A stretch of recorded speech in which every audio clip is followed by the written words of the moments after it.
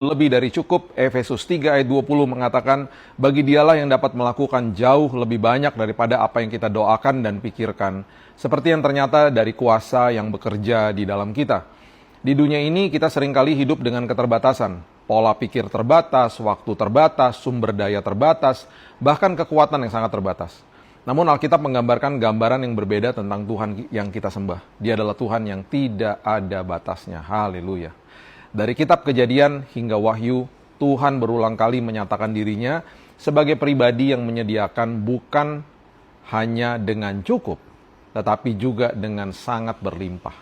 Ketika Yesus memberi makan 5.000 orang, dia tidak hanya memberi setiap orang sepotong demi sepotong, tapi ada 12 bakul berisi sisa makanan, Yohanes 6 ayat 12-13. Bahkan lebih tepatnya bukan orang, 5.000 pria. Berarti kalau ada istri dan anak-anaknya ada kemungkinan 15.000 sampai 20.000 orang loh hari itu. Nah, ketika janda di dalam kisah 2 Raja-Raja 4 mengikuti petunjuk Elisa, minyak tidak berhenti mengalir sampai setiap tempayan penuh.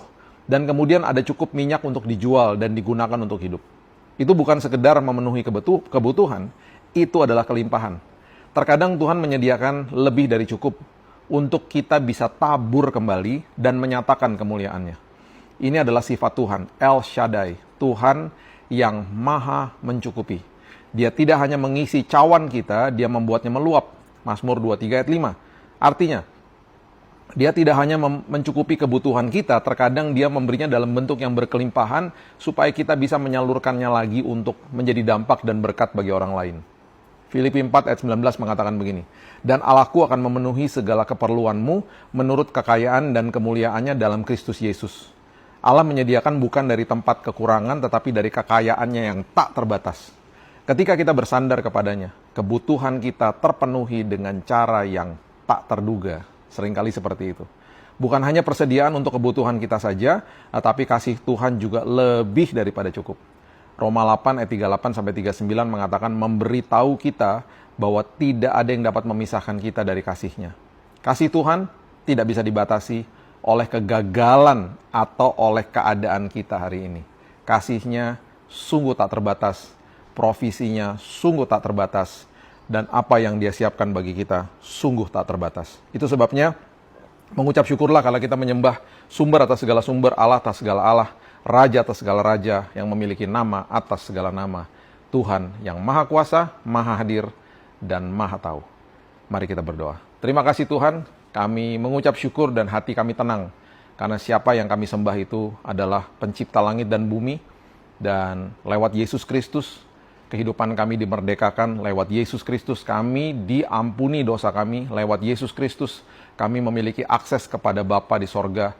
Dan itu sebabnya hari ini kami terakses kepada sumber atas segala sumber. Kami percaya provisi Tuhan dari semua kebutuhan kami. Kami percaya kami dicukupkan, kami dilengkapi, bahkan kami seringkali dilebihkan. Berikan kami hikmat kalau sampai kami menerimanya itu berkelimpahan, supaya kami sanggup untuk mengelolanya dan menaburnya kembali bagi orang-orang yang ada di sekitar kami. Tuhan, terkadang cukup, terkadang berkelimpahan, semuanya sesuai dengan waktumu, sesuai dengan provisimu, sesuai dengan isi hatimu untuk setiap kami. Kami siap Tuhan memulai hari yang baru ini. Apapun yang kami butuhkan hari ini, Tuhan sudah siapkan. Kalau kami butuh kesembuhan, Tuhan sudah siapkan. Kami butuh pemulihan, Tuhan sudah siapkan. Kami butuh mujizat, kami butuh perlindungan, penyertaan, damai sejahtera, sukacita. Apapun itu Tuhan, Tuhan sudah siapkan yang terbaik bagi kami.